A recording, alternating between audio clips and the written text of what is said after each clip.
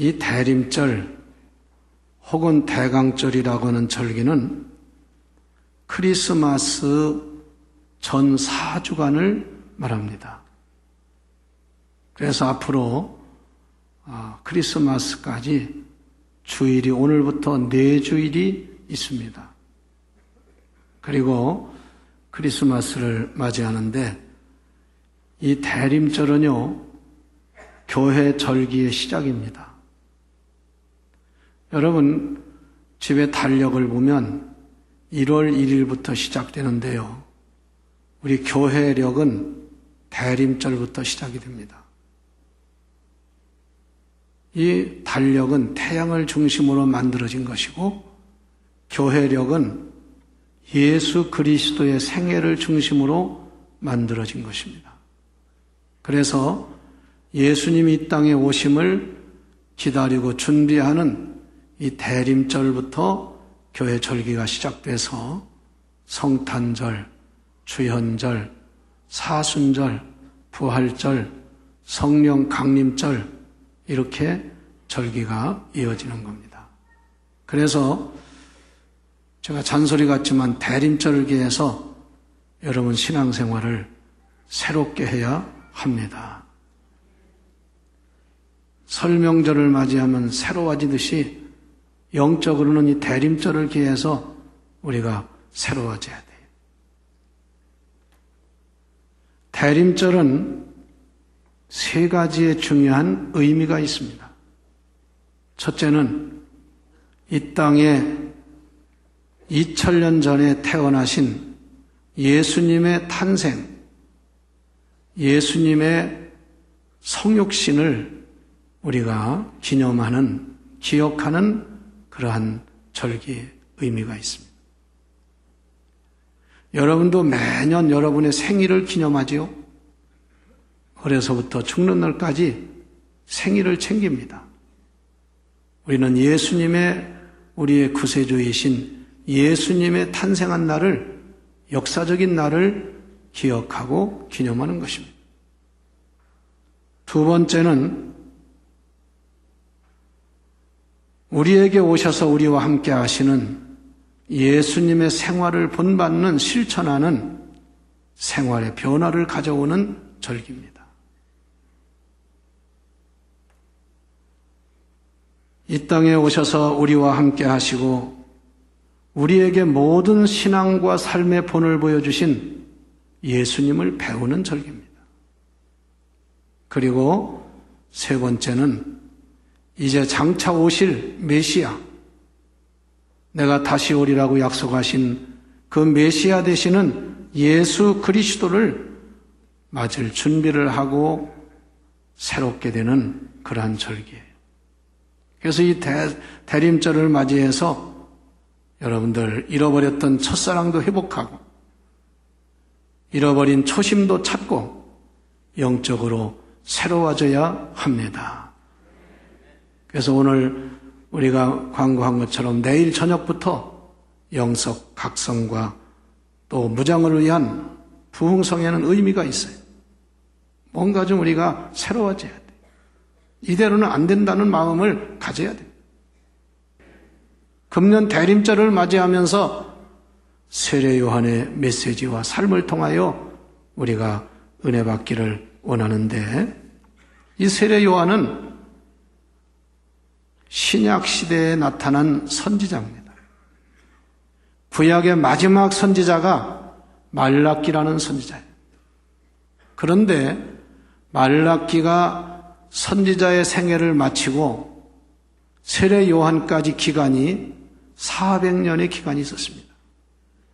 400년 동안 선지자가 없었어요.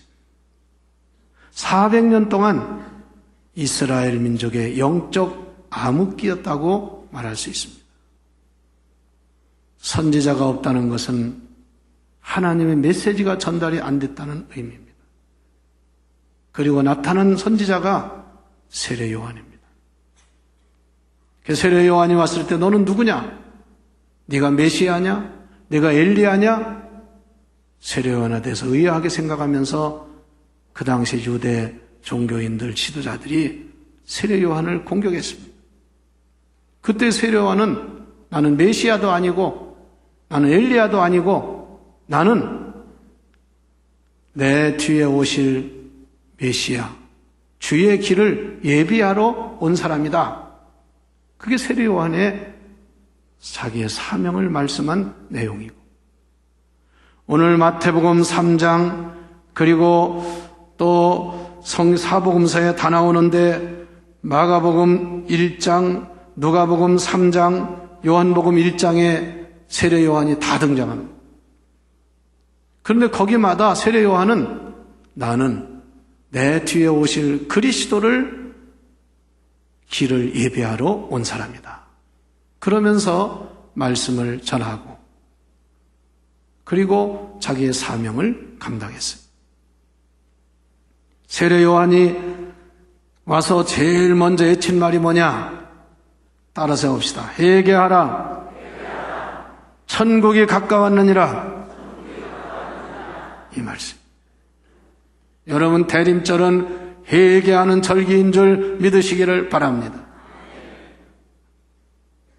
왜 세례요한이 이 땅에 선지자로 오자마자 회개하라, 천국이 가까웠다고 했느냐? 그 당시에 유대인들, 유대 종교 지도자들이 다 잠자고 암흑기에 있었어요.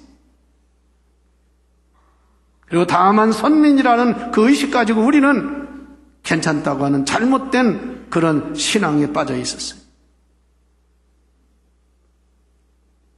그래서 그는 첫성이 회개하라, 천국이 가까웠다. 그런데 여러분 잘 보시면요, 예수님도 오셔서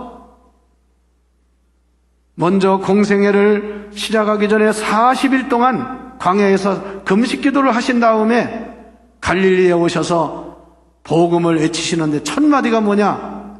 회개하라. 그리고 복음을 믿어라. 천국이 가까웠느니라. 오늘 우리가 이 시대에도 우리 자신의 신앙생활에 회개하는 역사가 있어야 될 줄 믿으시기를 바랍니다. 여기 어느 누구도 나는 회개할 것이 없다고 말할 수 있는 사람은 한 사람도 없습니다. 예수님께서도 현장에서 가늠하다 잡힌 여인을 돌로 쳐 죽이려고 고발하던 사람들에게 너희 중에 죄 없는 자가 있거든 이 여인을 돌로 쳐라. 한 사람도 돌을 던지지 못하고 양심의 가책을 받고 돌을 땅에 놓고 돌아갔다고 했어요. 저를 비롯한 여러분, 우리 모두는 하나님 앞에 회개하는 심령이 되어야 합니다. 정말 우리가 영의 눈을 뜨고 영의 기회를 열고 마음을 열고 보면 우리에게 회개할 것이 많습니다. 왜? 하나님 나라가 가까이 왔다. 때가 찼고 하나님 나라가 가까웠으니 너희는 회개하고 복음을 믿으라. 예수님의 하신 말씀입니다.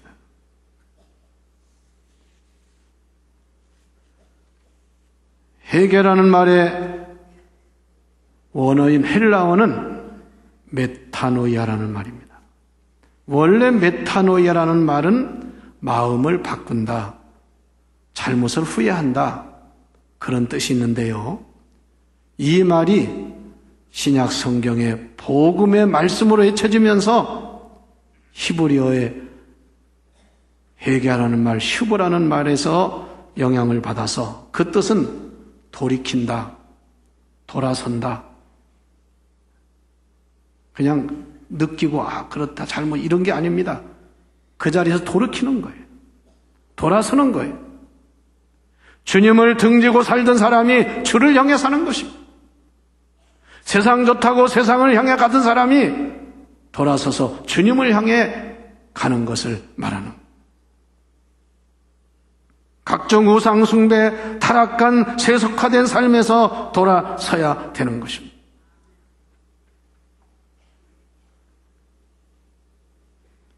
시대적으로나 개인적으로 하나님 나라가 가까웠다는 경고를 우리는 무시하면 안 됩니다. 두 번째, 주의 길을 예비하라 이겁니다.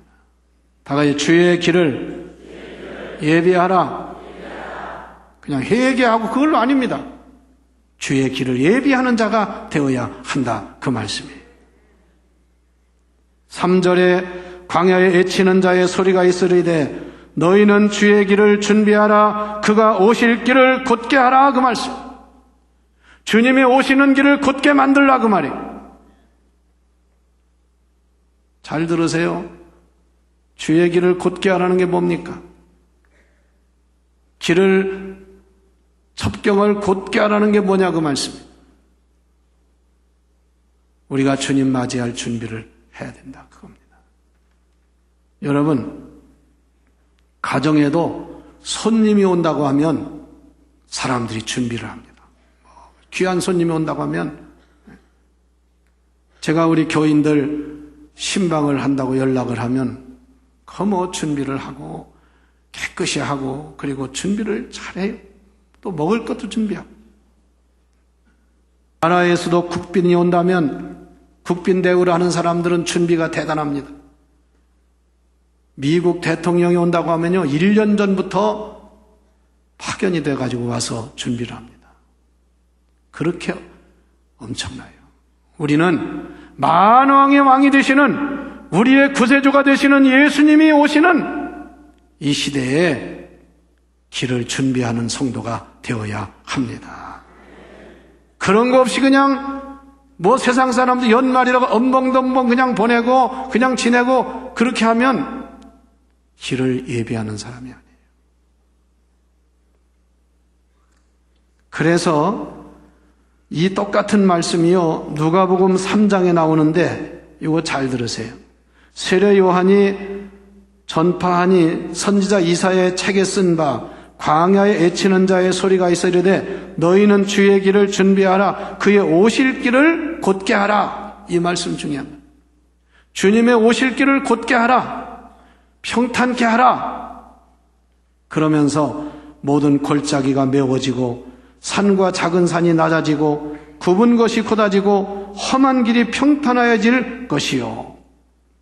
이게 뭡니까? 여러분, 길을 준비하는데 무슨 길 닦으러 나가는 게 아니고요. 우리가 하나님과의 관계를 바로 가지라 그 말씀이에요. 이게 준비하는 거예요. 첫 번째는 회개함으로 문이 열리고 그 다음에 하나님 앞에 회개할 걸 회개하고 고치고 바른 관계를 가져야 합니다.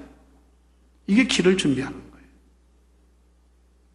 하나님과의 관계만이 아니라 사람과의 관계에 있어서도 굽은 거 잘못된 거 있으면 여러분 바르게 잡아야 합니다.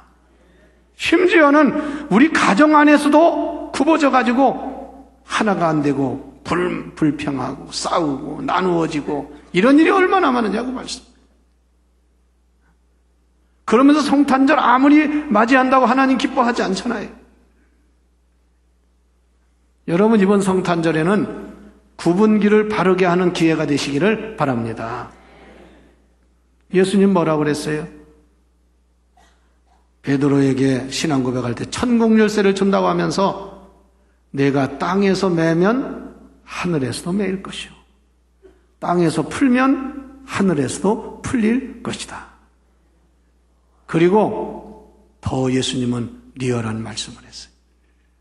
내가 제단에 제물을 드리러 왔다가 형제와 다투고 분쟁하고 나누어진 그런 불화가 있는 것이 있다고 생각나면 제물을 놔두고 돌아가서 형제와 자매와 사화하고 와서 화목하고 와서 제물을 드려라. 여러분 이번 대림절에 여러분 하나님과의 관계는 물론이고 사람들의 관계에 있어서 굽어진 것이 있으면 바르게 하는 기회가 되시기를 바랍니다. 심지어는 한 가정에서 부부간에 또는 부모와 자식 간에 형제와 자매 간에 굽어진 사람이 얼마나 많으냐고 말씀. 용수철 굽은 것처럼 피지를 못하고 이것이 바로 곧게 하는 거예요. 그래야 그 주님을 맞이할 준비를 하는 그러한 것이 된다는 것입니다. 마지막 세 번째 말씀은 세례 요한의 말씀을 통해서 주시는 중요한 것은 우리의 생활을 통해서 주를 맞을 준비를 해야 된다는 것입니다.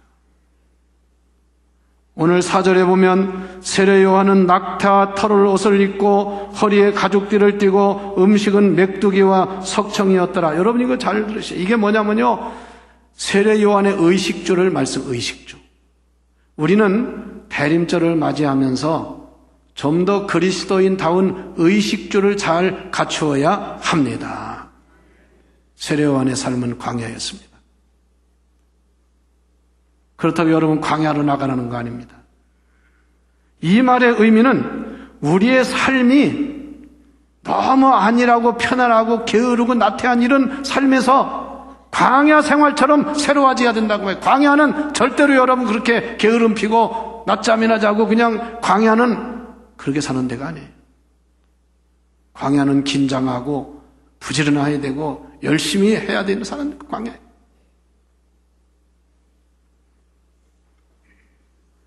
넓고 거친 들판이여 인적이 없고 물이 없고 그런 것이기 때문에 정말 사는 일이 쉽지 않은 것입니다. 오늘날 우리 기독교인들, 우리 성도들도요, 부해지고 편한 것이 신앙생활에 독이 된 사람들이 많아요. 차가 없을 때 멀리 열심히 다니고 그냥 그래도 은혜 받으려고 하던 사람도요, 좋은 차 사고 편해지니까 교회도 안 다닙니다. 놀러 가는 게 더 좋아요. 광야로 돌아와야 돼요.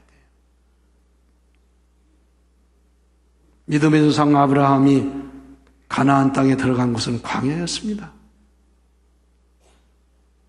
그리고 조카 롯과의 재산 문제 때문에 나누어진 것도 헤브론 광야였습니다.